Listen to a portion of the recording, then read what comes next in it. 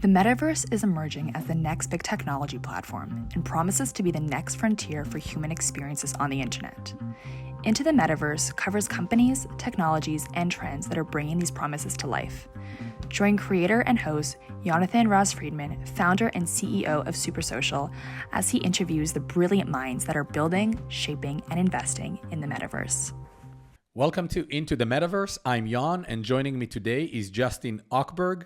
Justin is the CEO and co-founder of Virtual Brand Group, an award-winning company that transforms global brands into virtual businesses. VBG's partners include Forever 21, Barbie, NBC, and The Voice. Most recently, VBG launched an exclusive line of AI-designed Barbie virtual fashion on Roblox to celebrate the upcoming feature film, and The Voice Studios on Decentralized, which is a persistent experience that allows fans worldwide to create music, hone their dancing skills, dress like contestants, and compete in battles and audition for the show. Justin, I'm delighted to welcome you on the show, especially as this is episode number 50 of the podcast, which I'm incredibly proud of, and I'm delighted to have you on the show today. Thanks, Jan. Look, I've been waiting for 49 episodes to get on this, and I knew that today would be the day. So I'm throwing virtual confetti everywhere, including all over you. It's an amazing accomplishment of what you've done, the guests that you have.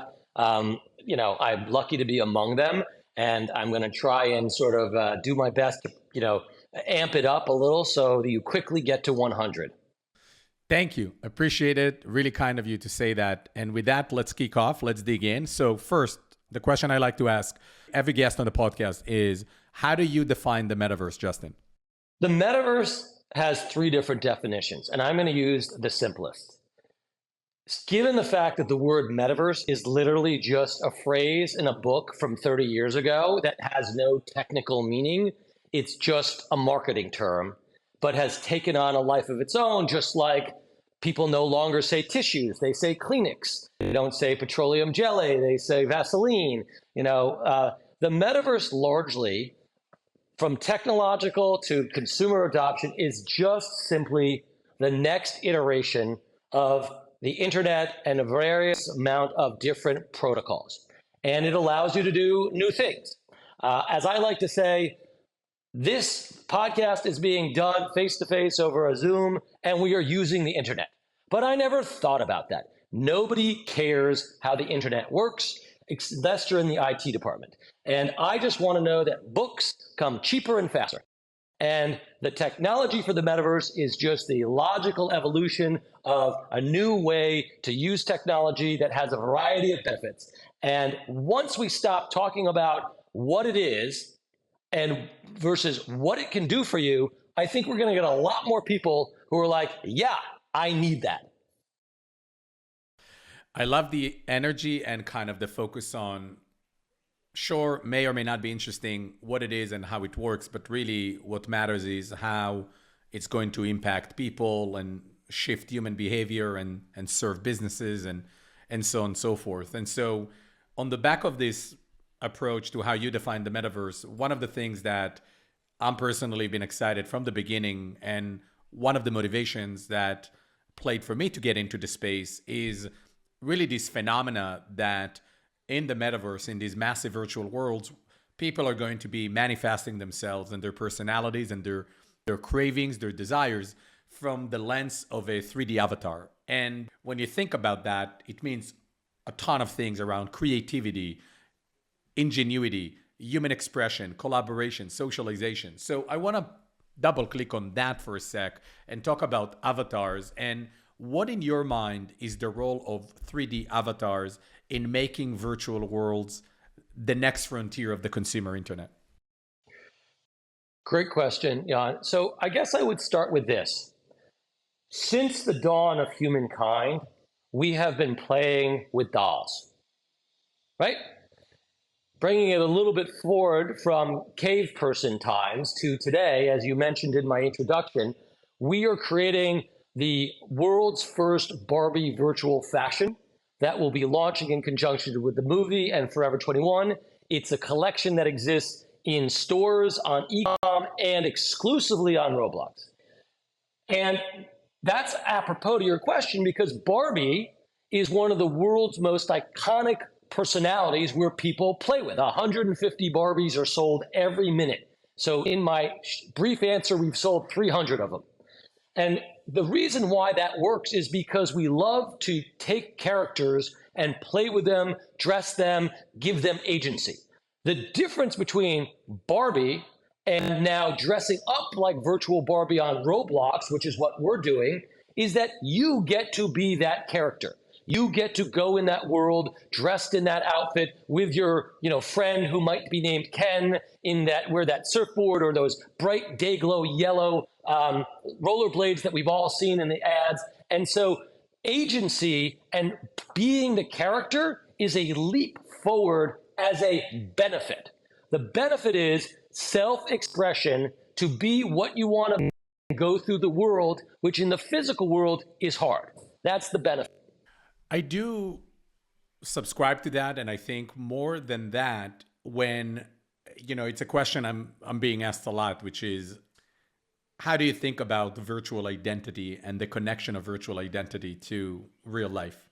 And I think what we are now experiencing, and I would say to a large extent, anyone born after 2010, people call that generation Alpha. So let's just use that. Generation Alpha, anyone was born after 2010, including my 22 months old girl, is essentially being born into an era where, at least it is my belief that, and I call it the metaverse moment, which is a generation that will care about their virtual identity as much as they do about their physical one, and maybe, just maybe, even more. And now let's take it a step further. What if each one of those individuals that has a virtual identity also has multiple virtual identities? Because in the metaverse or in these massive virtual worlds, you can be anyone you want. And maybe you want to be anyone you want, and you want to have multiple variations of that anyone you want to be. And I think we're also seeing that type of behavior culturally in Asia, in Japan, in South Korea. It's not uncommon for people online to have 3, 4, 5 different social media accounts. And so when I think about the virtual human population, we may well talk about more than 100 billion virtual humans that are running around the metaverse, each of which will be expressing themselves differently, purchasing outfits, engaging in creative endeavors, collaborating, socializing. And when you think about fashion brands, when you think about IP owners, you've mentioned Barbie.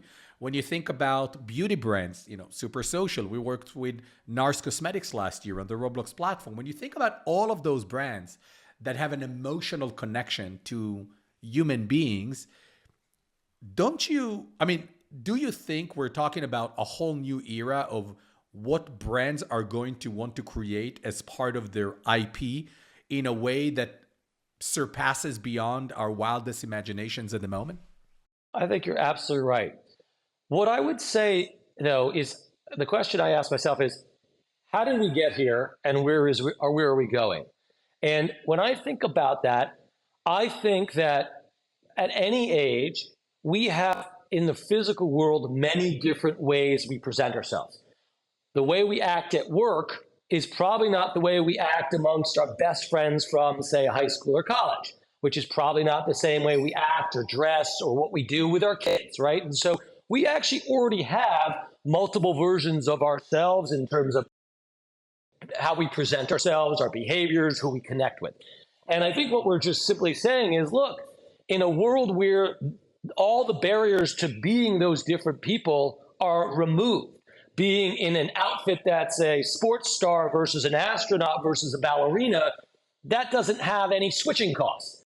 So now all of a sudden, if I ever felt like, I kind of would like to dress like a ballerina or in a Barbie outfit or wearing, a celebrity's gear, I can easily do that for a fraction of the amount. And so what I love about this is in the era where finally in human history, we are allowing people to be who they want to be. If they want to be,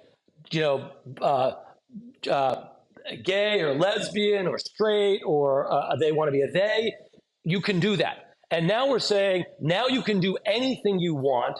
And that's very powerful because anybody should have that capability. The second part of your question, which is, what are the implications for brands are, there will be a whole nother set of brands and sub-brands and brand new brands that have not existed catering to these people. And it doesn't matter if you're a banker by day and a, ballerina, space ballerina in the metaverse, right? They're going to find ways to meet that market because people want to express themselves. And for me, who deals exclusively with global brands, fashion, entertainment, sports, beauty, that's music to my ears, because we just went from having only 8 billion people on the planet to, as you said, hundreds of billions of potential people to sell to. And when we talk about brands, we are obviously at the very, very early stage in this category. I think when we started Super Social 3 years ago, it was almost inconceivable that brands, consumer brands, anywhere from fashion to beauty to retail and CPG in general, it was inconceivable that they would have potentially their own bespoke, for lack of a better description, a video game. We live in a world at the moment where beauty brands, financial services companies, fashion brands, luxury, jewelry, retail have their own video games on the Roblox platform. Not a advertisement or some activation inside an existing video game. That happens too, and that has been happening for the past 15, 20 years. The notion of a brand having their own bespoke video game is almost uncanny. Even now, as we're building multiple of these, it still strikes me as an incredible endeavor that only a few years ago would have been unimaginable.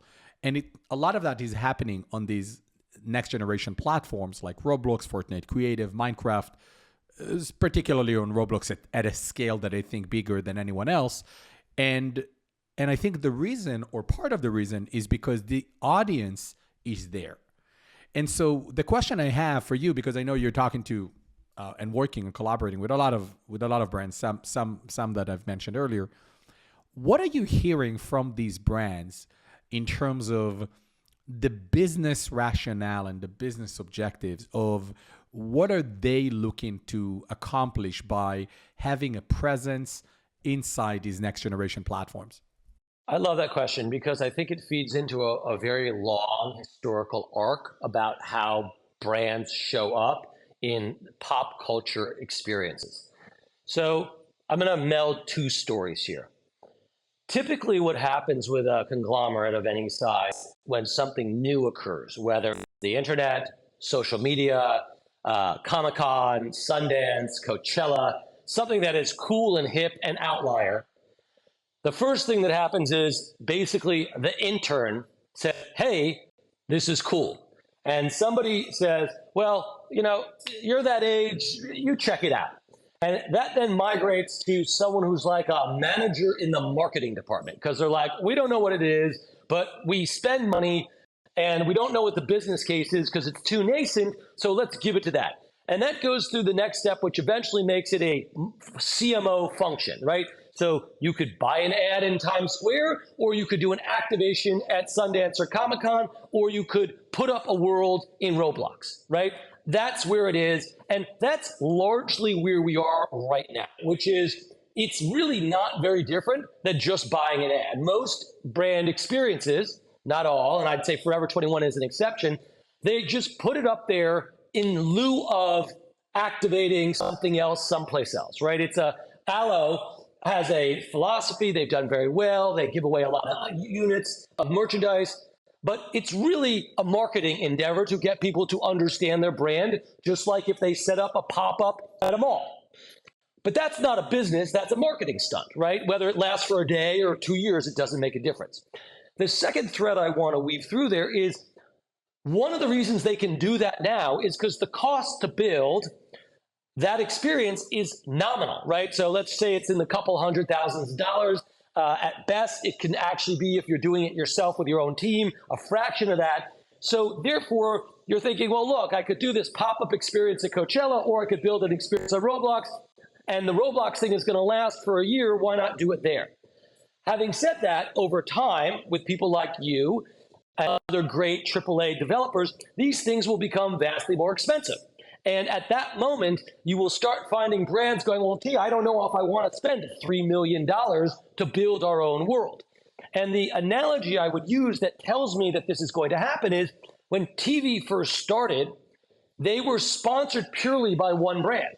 It was the Geritol TV show or the whatever, right? And soap operas are called soap operas because soap companies paid 100% of that. Now, that was a nascent industry. No one knew what it was going to be. The costs were very low. The bells and whistles were very nominal. But over time, now we have Game of Thrones, which is $250 million, and a brand can't afford to do that. And so at this stage, you can do that. In 5 years, it's probably going to be very hard to be building your own experience, and you're going to look to build into other people's experiences. Interesting. I'm taking it all in. It's definitely at the moment at a place where it can be expensive yet still affordable to majority of brands. And it's interesting because one of the things that Roblox, for example, is so distinct versus building your own virtual world on a Unity engine or Unreal Engine and having it as your own branded destination. And I think one of the critique that we are hearing constantly from some brands is, yes, we get it that Roblox provides all the technology and we can build there pretty rapidly and affordably, but ultimately Roblox is the destination. Roblox owns the relationship with the customers. Roblox owns the data, the email addresses, and so on and so forth. And we are hearing brands who want to own the direct access to the consumer and so on and so forth. Like when you build your own application on iOS, you're building it on Apple's ecosystem, but ultimately you have a direct relationship with the consumer. You can do that today already on Unreal Engine if you build a dedicated world, or on Unity Engine if you build your own dedicated world on the Unity Engine, but it will cost you probably 5 to 10 to 20 times the few $100,000 that you've mentioned earlier that will take you to build on Roblox.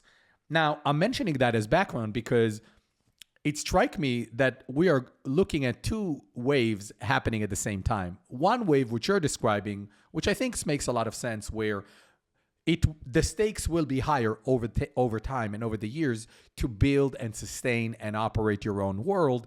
And it's either going to require ever larger amounts of capital from the marketing investment, or if you're able to prove that you can turn it into a sustainable business asset, essentially saying the cost of operating it will be subsidized by the revenue generated in these virtual worlds by selling virtual merchandise and so on and so forth.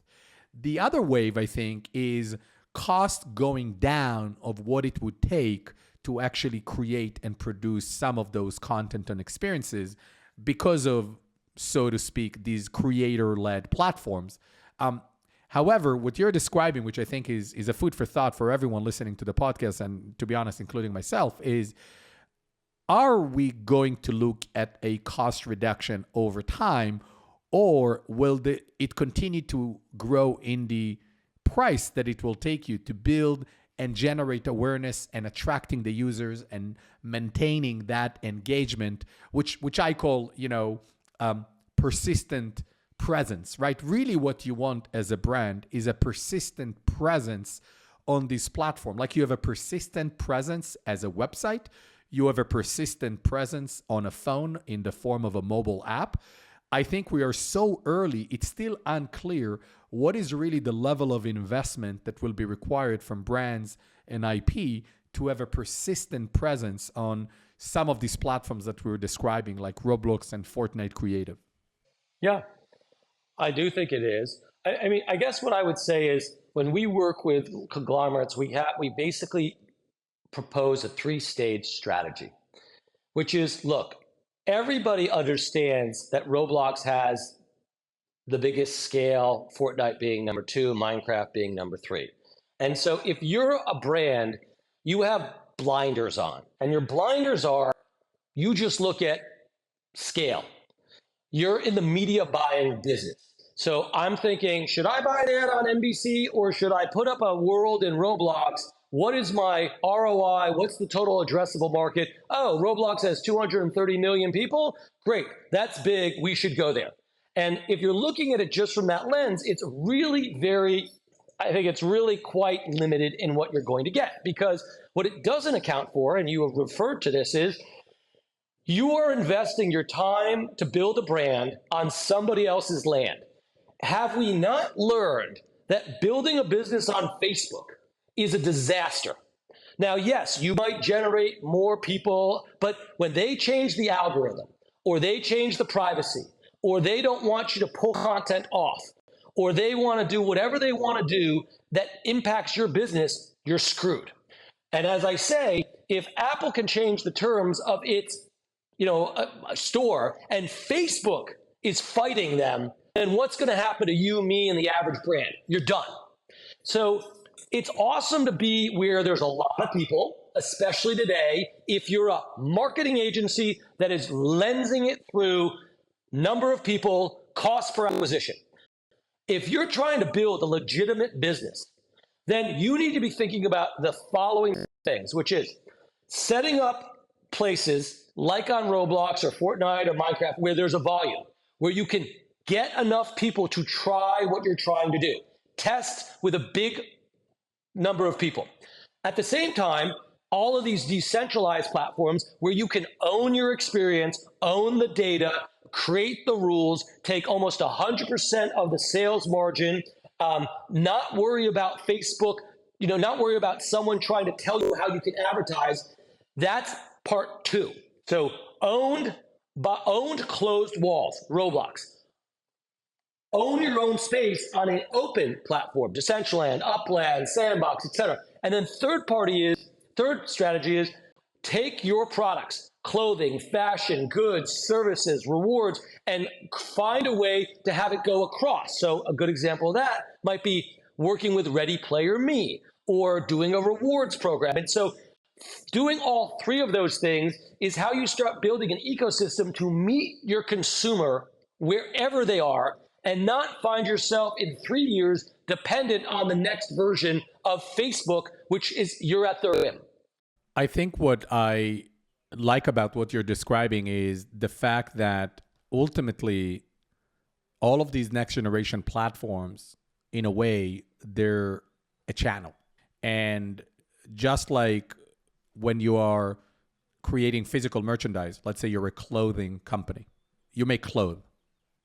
You have your own channels, you have your own stores, and sometimes you don't even have that. You have an e-commerce website. You sell at Target. You sell at other specialty retailers, right? And I think what you're describing here, especially when it comes to virtual merchandise, you want to be, as a brand, you want to be exposed to the most important places. And some of them will require different levels of investment. But ultimately, you need to have a piece of land or a persistent presence in all of the key platforms. Now, I don't want to go too deep on the decentralized platform that you've mentioned because I have a lot to say, and I don't think they are by any means yet at a place of maturity. I don't think that's necessarily because of the platform themselves. I think it's just we live in a world at the moment where, quote unquote, the metaverse is really designed and used and consumed by younger generations. As I like to kind of say jokingly, but seriously, anyone below age 20 don't need to be explained what the metaverse is because they live in it. Anyone above that age needs to be explained what the metaverse is. And I think that dichotomy pretty much explains my POV on who is really becoming the metaverse native generation. A 15-year-old girl from Columbus, Ohio doesn't need to be explained what the metaverse is. She doesn't need to be explained the role and the importance of virtual identity and virtual avatars. And she doesn't need to be told also that, oh, it's just a game, it's a virtual avatar. Anyone who has seen a 12-year-old plays Roblox knows that this is real. The legitimate connection that this audience and this generation has with the representation of their personalities in virtual spaces is not a joke. It's not an exercise. It's not an imitation. It's a real thing. For them, the Roblox is as real as the playground outside their house, and the avatar outfits that they purchase are as real as the clothes they buy in Forever 21 tomorrow. And so that is really, in my mind, the importance of these platforms and why, as a brand, brands should be thinking about how this platform relates to them And I think an opportunity, which you've described earlier, is it's not a zero-sum game and it's not a this or that, which is why I find the conversation around Roblox and Fortnite Creative and Minecraft really interesting, because they are actually not competing directly with one another. Of course, at the end, you're competing against time of people and their wallet share, but there are enough differences between these different platforms of anywhere from the graphical fidelity to the age demographics to the gender to the type of games and experiences that exist, which is why I think we are so early. There are going to be so many more platforms that we have not even mentioned today that I think are going to be new channels that brands and IP owners should experiment and be open to, just like when the internet got started in the late 90s. I completely agree. I would like to circle back and actually tell you why I think decentralized platforms are wildly valuable right now. And you can I'm on an audition. No, this for you, I'd love to hear, okay? please. And just to clarify, Okay. I'm a big proponent of a user-owned internet, although I think we are at a very raw preliminary stage of that. But I would love to hear your take on why they're relevant today. The most important thing in an asymmetrical market, i.e., nobody, as I said to someone the other day, nobody knows anything and some people know less. So in that lane, I want to be the person who knows nothing as opposed to knows less than nothing. And the only way to know nothing, or closer to the most you can know, is to try and do based on what you want to do. And I love Roblox. Like Forever 21 was one of the early players in there. We jumped on layered clothing. We've had massive success there. I think there have been 500 articles written about that. We even did a virtual line of clothing that became a physical line of clothing last December in stores nationwide. So I have nothing but wild admiration. On the other side of things, we own The Voice. We own the rights to the largest TV show. It's in 180 markets around the world. In last November, we participated in the Decentralized Metaverse Music Festival for 4 days. It was a pop-up. And as you now know, we recently announced that we are now a permanent experience in the metaverse in Decentraland, which means that we have multiple games, music games, dance games, singing games. You can audition for the show at NBC. We have NBC's participation where you can meet the coaches like Kelly Clarkson or Blake Shelton. You can even not only win, valuable wearables, but for the first time ever, you can actually win or earn the outfits that the coaches give in the TV show. So every year, the coaches give limited edition items to their teams, a sweatshirt, a hat, whatever. You can now get those. Now, all of that can seemingly be done on Roblox as an example. But the things that we do behind the scene in terms of the data analytics, the ability to connect it to e-commerce, the ability to click out from our world to NBC's world without any problem, the way we can connect social media back into our world, just are limited by walled gardens like some of those other great platforms like Fortnite or Roblox. And so if my only goal is to just get a lot of people to interact with my brand, no doubt you're looking at closed environments. If my goal is to understand natural behavior patterns that are unrestricted by artificial blocks, because Facebook and other companies and Roblox all want to keep you in there, then that's the only way to do that. And so as an example, and I'll reveal this to you, when we did the pop-up experience in November, 4 days, simple execution, a game, some wearables or merchandise, we put billboards for NBC all around, these interactive billboards. We had the average consumer on social media buying a Facebook ad clicks through about 0.98%, so less than 1% click-through rate on social media, generally speaking. Sometimes it's even lower. We had 13% of our audience click through and then take the action requested. That's 13 times the ROI, okay? That's a massive number. We also had people in a very, Decentraland does not have the scale. The average play time was like 49 minutes per person, which is huge. We were the number 3 experience in the festival. I think there were 180 others. So, only 3 bested us. So what we learned was so vastly valuable. And does that mean we got 50 million people or Sonic Hedgehog and Roblox gets up? No. But what it does mean is we now have a vast trove of information, so much so that NBC just signed up again to be our partner. And now we're looking at other territories because those numbers are off the charts and they love that. And so that's why we do something like that. And that's why we're excited about Voice Studios, which just launched. I love it.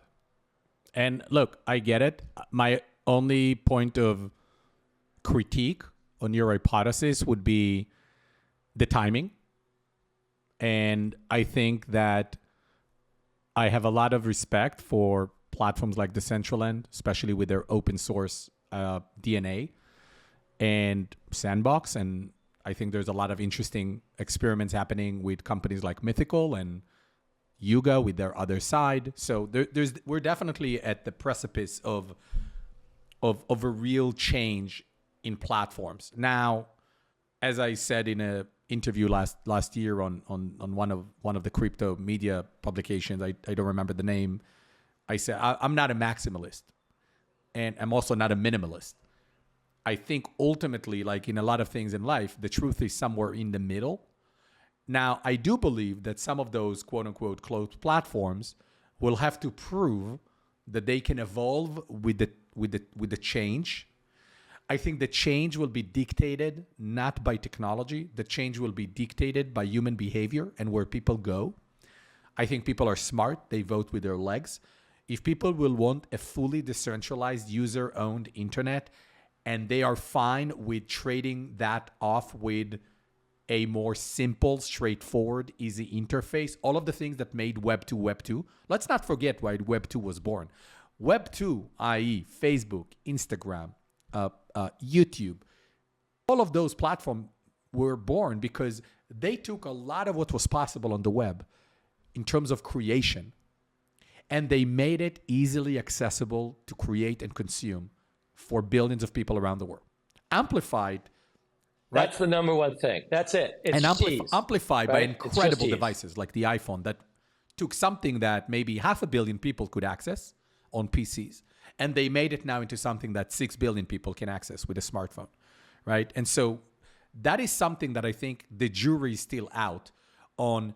Are these user-owned platform or decentralized platform are going to have the same level of accessibility, intuitiveness, and the ability for everyone to consume and create in a way that is fun and easy and streamlined?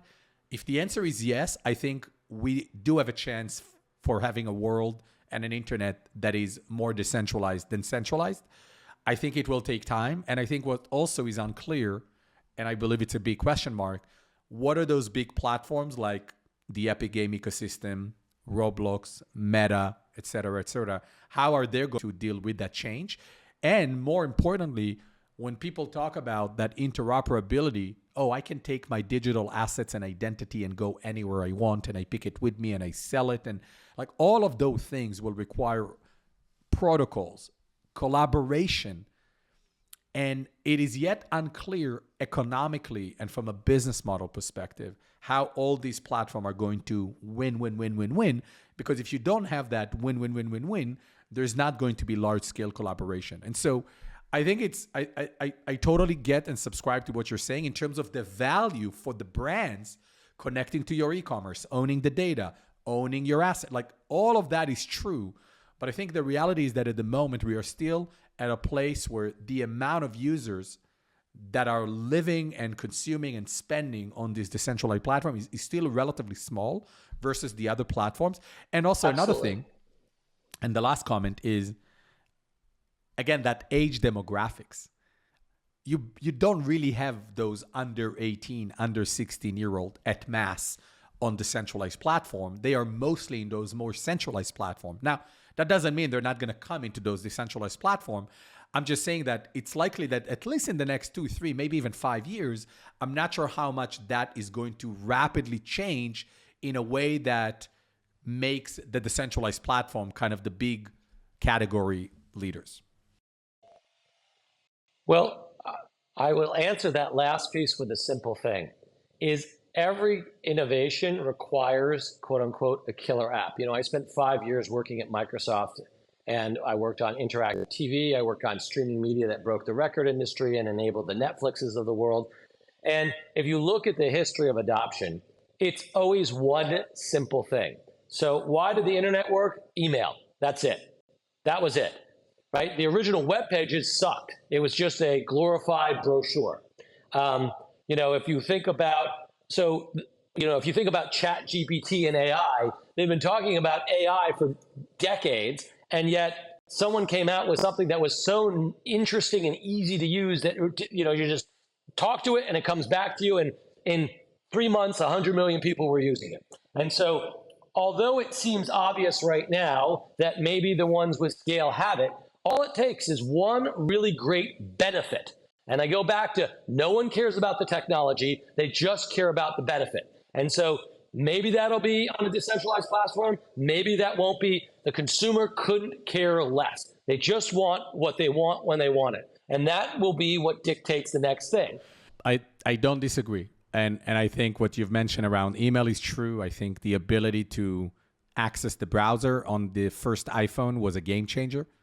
I know people think BlackBerry was great for browsing the web, but once iPhone came out, and really the first thing you could have done is swipe to unlock and go into the browser, that was a game changer. And it's what Steve Jobs pitched, right? It's a phone, it's a music player, and it's an internet connector. That's what he said, an internet connector. No one thought about app ecosystem and all that crazy stuff that came, within 18 months of launching the iPhone. And so, I agree with you, but I think it's also about maturity and progression and human behavior. And there's a lot of education that needs to happen with this decentralized platform. Suddenly you're talking about a whole new wallet that, people sometimes can't even take control of their physical wallet. You want a virtual wallet with codes and all of. I just think there's a lot of pieces that needs to be very intuitive that are not there yet. And I believe they will. It's just a matter of when it will happen and how all of those interoperabilities will come into fruition. Yeah, and I think you said something important, and I was recently at NFT NYC, and I Consensus and wherever one goes for these things. It's just really a shame that people make it so hard on consumers to understand stuff. The terminology alone, a POAP, an NFT, a layer 2 protocol, I'm a reasonably smart guy, but that's so unconsumer friendly, right? We want things that are just explained in normal things. Even in decentralized areas, instead of calling it clothing, they call it wearables. Instead of calling it moves or dances, they call it emotes. What we need to do is abstract not just the technology, but the terminology to make it accessible so that someone can go, great, I buy clothing and I get clothing, and I spend my Visa and I use my Visa. That is part of what has to happen. And we saw this with the internet, is the people who build stuff are not necessarily the marketers and the people that do that. And that's the layer that needs to make it simple. Because if I have to sit through another presentation as to why rewards are the big unlock because of X, Y, and Z, that talks about the technology behind it, I'm like, no one except for the CTO cares. The marketing person who controls the budget just wants to know, how do they get more people to go to a movie? That's it. Justin, we're just about time. What's the one thing you want the listeners to take away from the episode today? The future of entertainment and fashion and brands is the metaverse. It is not a question of if, it is already happening. There are 6.8 billion people who have a smartphone, which is all you need to access anything that we have talked about. You do not need goggles. There are 500 million people who are already doing this every day. When the internet started, there were 10,000 academics talking about research reports. Today, on all of the worlds you build, whether it's NARS or Forever 21 or The Voice, we're talking about 500 million people. So if you're thinking that this is maybe going to happen, that maybe it's a laser disc, maybe it's too early, my answer is it's already happening. The question is, do you know that the world is not flat, or do you still believe the world is flat? And if you don't believe it, you're going to be left behind by people like you and me and other people innovating. And so with that, Jan, happy 50th anniversary. Congratulations. I've got a big gift waiting for you. If you have a moment out there listening to this, do check out some of the latest things we're working on virtualbrandgroup.com or on my LinkedIn, or when Jan and I go on a road show across the world to celebrate his 100th podcast. Justin, thank you so much. It's been a great show, and I appreciate you coming in. Thanks, Jan. Always a pleasure. Thank you so much for listening to this week's episode of Into the Metaverse. We hope you learned a lot and explored new aspects of the metaverse.